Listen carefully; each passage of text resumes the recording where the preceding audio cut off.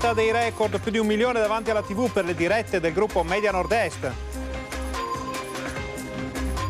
Dopo la dunata di Udine, una folla di penne nere sul Ponte degli Alpini, spettacolo improvvisato in Angarano. Matteo Mozzo, rieletto sindaco di Marostica, finisce il 63% contro il 37% di Santini. Premiata la continuità a Rossano Veneto, Marco Zonta eletto sindaco, sconfitto Davide Berton. 9 riparte da Luca Rebellato e lui nuovo sindaco dopo un anno di commissario. Finisce l'era Boscardin a Enego, vince il giovane presidente della Proloco Marco Frison. Visita a sorpresa delle autorità per l'agente di polizia locale ferito nella sparatoria di Fara. Lupi scatenati in altopiano, predata una puledra a Stoner di Enego, allevatori inviperiti. 1 milione di euro, e questo il gruzzolo incassato dalla Federazione del Campo San Pierese con le multe. Buonasera e benvenuti al TG Bassano. Abbiamo già tutti i dati delle elezioni di questa tornata elettorale, è praticamente tutto deciso, ma lo vediamo fra poco perché prima ci sono dei dati molto importanti che riguardano la dunata degli Alpini di Udine. È un record storico quello che ha fatto registrare ieri il network Media Nord-Est, sempre in diretta con le proprie emittenti per portare nelle vostre case tutte le emozioni della 94esima adunata di Udine. Oltre 1 milione di telespettatori per Antena 3, Rete Veneta e Tele4 che confermano ancora una volta la propria leadership assoluta nel panorama delle televisioni locali per ascolto medio certificato Auditel. Prima televisione assoluta per ascolti in Veneto, Antena 3. Al secondo posto, durante l'intera giornata dedicata alle penne nere, c'è Rete Veneta. Ed eccola l'analisi della giornata televisiva di domenica grazie ai dati certificati Auditel, con il grafico degli ascolti del gruppo Media Nord-Est e quelli del gruppo concorrente Videomedia, la cui distribuzione è molto chiara. È un record che conferma la posizione di assoluta leadership per le emittenti del network Media Nord-Est, sempre leader, sempre sul campo per i grandi eventi e ancora una volta preferita alla concorrenza. Grande soddisfazione anche per gli investitori di Media Nord-Est che con oltre 5 milioni di visualizzazioni per i propri spot pubblicitari hanno raggiunto un pubblico vastissimo. Il nostro grazie va ad ognuno di voi, che ogni giorno scegliete le emittenti del nostro network sbaragliando qualsiasi concorrenza per nuovi record e sfide da vivere assieme. E un arrivederci a Vicenza l'anno prossimo con l'attesissima adunata nazionale nel capoluogo berico. Ma arrivederci anche a Belluno, dove dal 16 al 18 di giugno si terrà il raduno del terzo raggruppamento Alpini. Naturalmente noi ci saremo per portare la triveneta delle penne nere nelle vostre case. Come sempre con voi e con gli Alpini. Stanno arrivando gli ultimi dati sulla tornata elettorale, stanno arrivando anche gli Alpini a Bassano per una puntata sul ponte, vediamo. Abbiamo ancora tutti negli occhi, nel cuore, le straordinarie immagini e le emozioni della 94esima adunata delle nostre penne nere. Noi siamo a Bassano del Grappa perché la festa non è finita. Tappa d'obbligo il Ponte Vecchio, il monumento nazionale degli Alpini, il luogo che unisce storie e valori, emozioni e sentimenti che abbracciano tutte le penne nere d'Italia. Stamattina è bastato avvicinarsi in quartiere Angarano per trovare centinaia di alpini che prima di rientrare hanno voluto fermarsi in città per lasciare qui il loro ricordo e la loro allegria.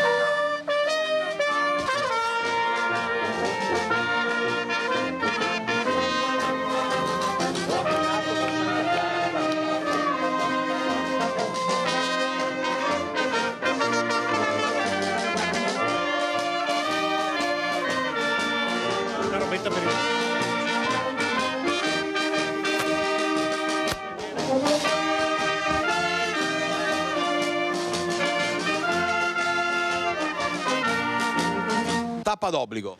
Tappa d'obbligo sì, da visitare a Bassano perché è da visitare il ponte.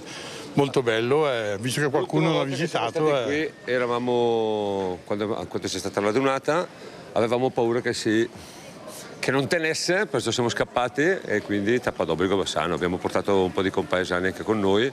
Siamo molto contenti che ci sia una bellissima giornata oggi, vista l'acqua che abbiamo preso ieri. Ieri com'è andata?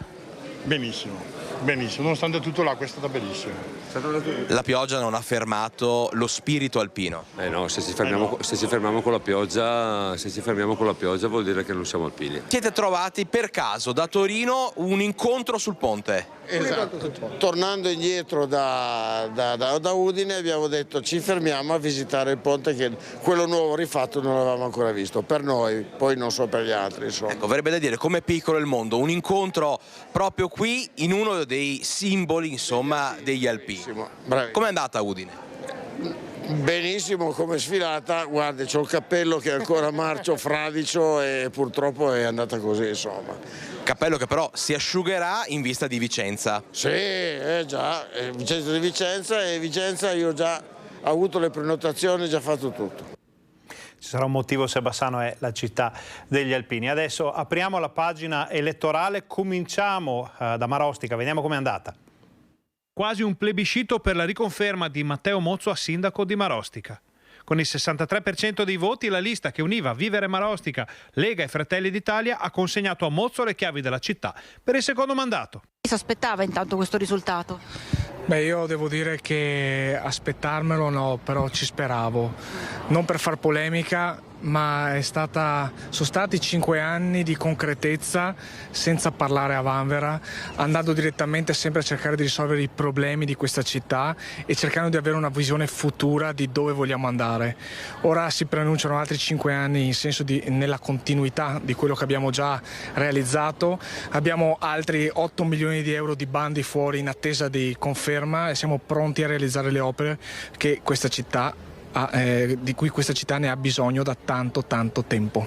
La prima cosa che farò adesso è rinsediarmi in ufficio e nei prossimi giorni delineerò i nomi della squadra per poi ripartire naturalmente all'insegna della continuità e lavorando per il bene della città. Tanti giovani, io adesso sto aspettando tutti i nomi delle varie liste, però sono contento, avevamo 7 donne rispetto alle 6 che era il numero minimo per poter presentare la lista, come l'altra volta avevamo la candidata più giovane come l'altra volta, e quindi penso che anche questo abbia premiato e dato un senso di voglia di rilancio della città anche ai cittadini più giovani. Andiamo a Rossano, 61% di preferenze per Marco Zonta. Beh, la prima parola non può che essere grazie, rivolto naturalmente a tutti i miei concittadini, a quelli che mi hanno votato, ma anche a quelli che non mi hanno votato, perché insomma il sindaco è il sindaco di un comune e di tutta la cittadinanza, e quindi un grazie a 360 gradi. Credo abbia vinto il senso di compattezza e anche il fatto di non aver fatto sgambetti agli altri, nel senso che penso solo al sabato, il giorno del silenzio elettorale, dove noi ci siamo astenuti da pubblicare qualsiasi tipo di materiale sui social piuttosto di fare campagna elettorale ufficiale al di fuori, mentre invece l'altra lista l'ha fatto tranquillamente senza porsi alcun problema. Ecco, credo che la correttezza sia stata premiata anche in questo caso, insomma, voglio pensare che sia stato così. Partiremo da subito con la piazza, quindi per fare in modo che come previsto dal programma che ci eravamo dati, che tutti i lavori strutturali siano finiti per i primi di settembre e poi la lastricatura per la fine di ottobre, in modo da garantire l'entrata del centro di formazione professionale. Quindi questo sicuramente è il primo impegno. Il secondo impegno l'avevo preso durante la campagna elettorale con il presidente dell'Atletica Nevi, lo sentirò già domani in giornata per concordare il rifacimento della pista di atletica. Dopo un anno di commissario, dopo la caduta del sindaco Campagnolo, a 9 vince Luca Rebellato. 9 riparte da Luca Rebellato. Il comune, commissariato dalla caduta del sindaco Raffaella Campagnolo avvenuta un anno fa, sarà retto dall'uomo nuovo di questa campagna elettorale. Lo hanno deciso i cittadini scegliendo la proposta del 56enne agente finanziario e immobiliarista che si è candidato con la lista Ripartiamo da 9. La civica ha un orientamento di centrodestra e gode dell'appoggio e della presenza di alcuni volti noti della politica locale. Lo sfidante Franco Bordignon sarà all'opposizione. Il risultato, con la vittoria di Rebellato, era già acquisito un paio d'ore dopo la chiusura dei seggi, con il 61,83% degli aventi diritto al voto che si sono recati alle urne. Ecco le prime parole del nuovo sindaco. Si aspettava questa vittoria? Beh, sinceramente no, però ci contavo per poter dire la mia su questo paese. Lei adesso si trova assieme ai suoi compagni di viaggio. Esatto, 2 persone che mi hanno fortemente voluto all'interno del loro gruppo per fare da trade union. Ringrazio in particolar modo Walter perché ha creduto sulla mia figura, mi ha voluto a tutti i costi e questo è il risultato. Senta, si è detto ripartiamo da 9 perché dopo mesi di stop, mesi di blocco del paese causa commissariamento bisogna ricominciare. Certo, 9 mesi di commissariamento sono stati molto duri e sinceramente hanno bloccato il paese con tutte quelle che erano le iniziative, le opere e quindi dobbiamo ripartire da zero da quello che di fatto troveremo adesso. Chiudiamo questa carrellata di comuni al voto con l'unico comune dell'altopiano, Enego, dove lo sfidante, chiamiamolo così, Marco Frison, ha vinto sul sindaco uscente Ivo Boscardin. Cambio della guardia a Enego. In comune entra Marco Frison. Si chiude l'esperienza da primo cittadino di Ivo Boscardin. Con una delle affluenze più basse dell'intera provincia di Vicenza, dovuta anche al gran numero di residenti all'estero del piccolo comune dell'altopiano, i cittadini hanno decretato la vittoria del giovane presidente della Proloco. Frison, volto noto nella zona dei 7 comuni, è anche presidente delle Proloco altopianesi e proponeva ai suoi concittadini un municipio aperto.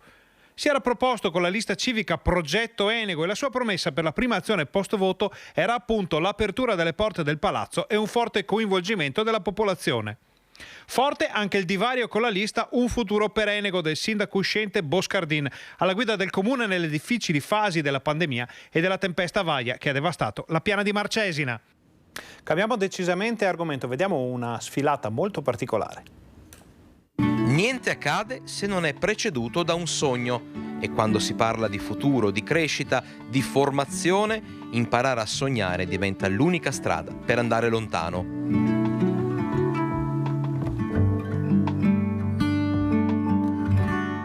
L'anno scolastico sta per chiudersi, ma per gli allievi della scuola Irigem si è aperto il sipario su un evento che ha saputo raccontare il fascino, la crescita professionale, l'estro creativo e tutta la fantasia necessaria per mettere in scena, anzi in passerella, la sfilata Irigem Beauty.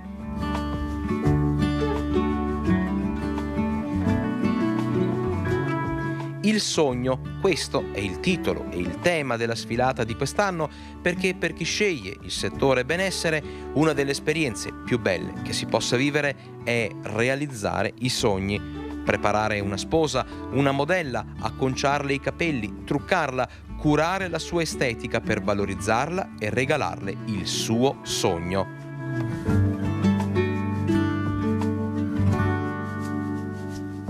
E poi fare lo stesso con chi sarà con lei nel suo giorno più importante, gli amici, gli invitati. La sfilata, che ha coinvolto oltre 150 ragazzi della scuola Irigem settore benessere, capaci di lavorare in perfetta sinergia, è stata anche l'occasione per far conoscere il lavoro nel campo dell'acconciatura e dell'estetica davanti a un parterre che ha fatto registrare il tutto esaurito.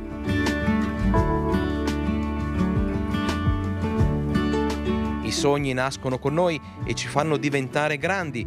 I ragazzi e le ragazze di Irigem hanno intrapreso questa strada appunto per diventare grandi, per vivere un sogno di libertà, pronti a crescere. Rete Veneta riproporrà la sfilata sabato in prima serata a partire dalle 21:15. Parliamo di un altro tema molto sentito in città, Bassano, in questi giorni, quello dell'ex polo Santa Chiara. Ci vuole un genius per fare un center e soprattutto per capire quello che succederà al nuovo Genius Center da 25 milioni di euro che sorgerà al Santa Chiara. Conti alla mano, c'è una bella differenza tra i 16 milioni presentati in commissione dal vice sindaco Andrea Zonta e i 25 necessari. Come coprire i 9 milioni di scarto? Dal comune la risposta sarebbe stata: speriamo di poter fare ricorso a finanziamenti e contributi.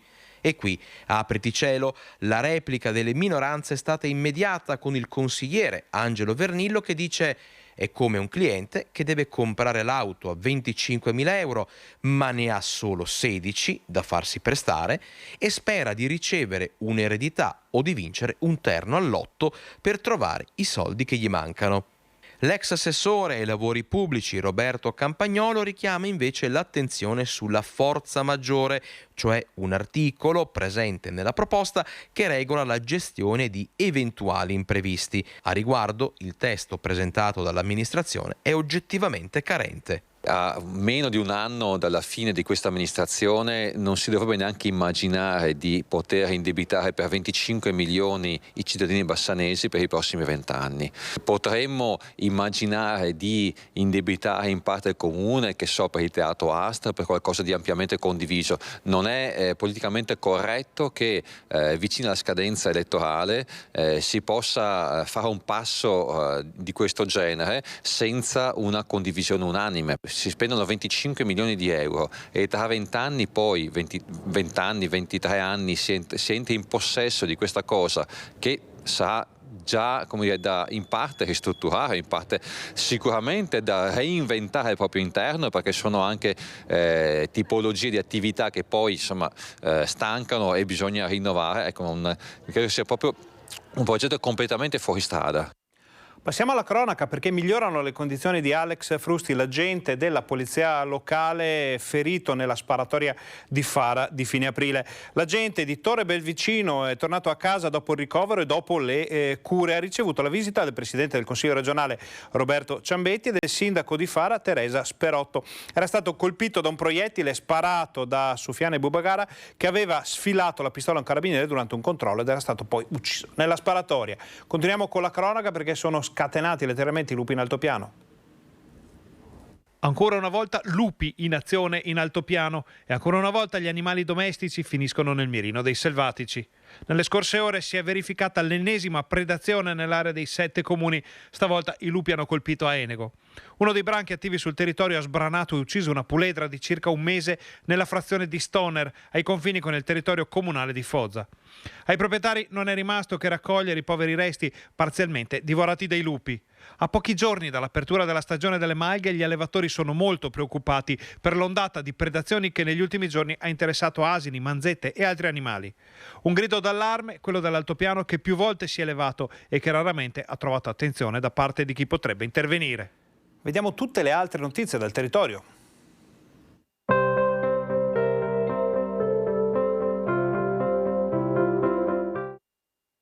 I vigili del fuoco sono intervenuti a Bassano, in località Caluga, per soccorrere un escursionista scivolato nel bosco. L'uomo ha riportato una frattura alla caviglia, è stato affidato ai sanitari del 118 e portato al San Bassiano per le cure. Inaugurato a Thiene, in via Raniere, il nuovo centro comunale unico di raccolta che offre ai cittadini spazi ampi e sicuri per un conferimento più comodo e più semplice dei rifiuti. Sarà accessibile da lunedì al sabato. Venerdì prossimo a Mussolente sarà ricordata la figura di Giorgio Perlasca, giusto tra le nazioni. Nel cortile della scuola media sarà posizionato un cippo in sua memoria. A seguire in oratorio un momento di riflessione con il figlio Franco. €1 milione, un gruzzolo che arriva dalle multe dell'Alta Padovana. €1 milione per 10 comuni, tanto sarà redistribuito ai cittadini della Federazione del Campo Sampierese dopo l'approvazione del bilancio consuntivo 2022, una cifra derivante in parte da avanzo di amministrazione, ma soprattutto dal ricavato delle sanzioni amministrative emesse dalla Polizia Locale. I fondi saranno suddivisi tra i 10 comuni in base al numero di abitanti e all'estensione del territorio. Spetterà poi a ogni singolo comune scegliere come investirli. Con una variazione di bilancio, il Consiglio della Federazione ha inoltre deciso di destinare a Veneto Strade €250.000 per le asfaltature della SR 308 del Santo. Controlli a tappeto a Cittadella, vediamo. Sono 120 le persone controllate dai carabinieri della compagnia di Cittadella in collaborazione con la squadra intervento del 4° Battaglione Veneto nello scorso fine settimana, nel corso di un servizio mirato al contrasto degli eccessi della movida, soprattutto tra i giovani. Fermati anche una cinquantina di veicoli. I militari sono entrati in una dozzina di locali accompagnati dai colleghi del Nasti Padova, che hanno verificato le condizioni igienico-sanitarie e la genuinità dei prodotti somministrati. Questa era l'ultima notizia del nostro telegiornale. Vi ricordiamo che questa sera dalle 21:15 circa il nostro direttore Luigi Baccialli sarà in diretta con una puntata speciale di Focus dedicata interamente alle elezioni, tutte le province del Veneto, tutti i comuni al voto, tutti i nuovi sindaci, interviste, approfondimenti con ospiti in studio e in collegamento per capire cos'è cambiato nel Veneto in queste ultime ore. Noi vi lasciamo, vi auguriamo una buona serata e vi lasciamo al meteo.